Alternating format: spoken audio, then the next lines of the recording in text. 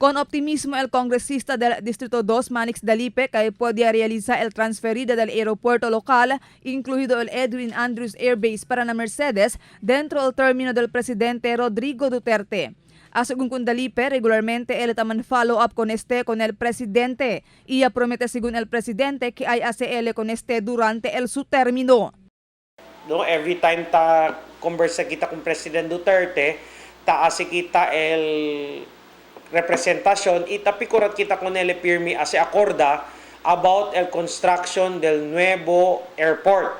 This is the transfer of the existing airport para alya na Mercedes Talabaan area. Kosa si President Duterte también kumigo habla in his reply that yes, we will do it in my term.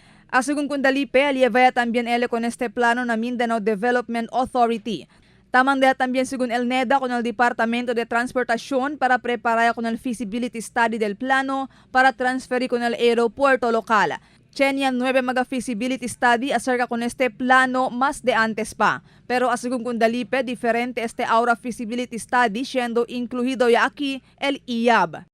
Hopefully this will be the final kay incluido aquí na feasibility study el estudio del transferida del diaton aeropuerto included aquí el military base, el Philippine Air Force. Ay necesita según 10 billion de peso fondo para transferir y construir nuevo aeropuerto local. Según Dalipe, si falta el fondo del gobierno nacional, mucho otra manera para poder tener fondo. Tan-explore ganin sila other sources of funding. Kasi habla to, usa lang kita el budget del gobierno nacional, baka atrasa kita palta. This kind of big ticket projects, el fondo de necesita to man outsource from other sources of funds. So pwede ser PPP, pwede G2G, government to government. So mucho se manera para sa kakita el fondo.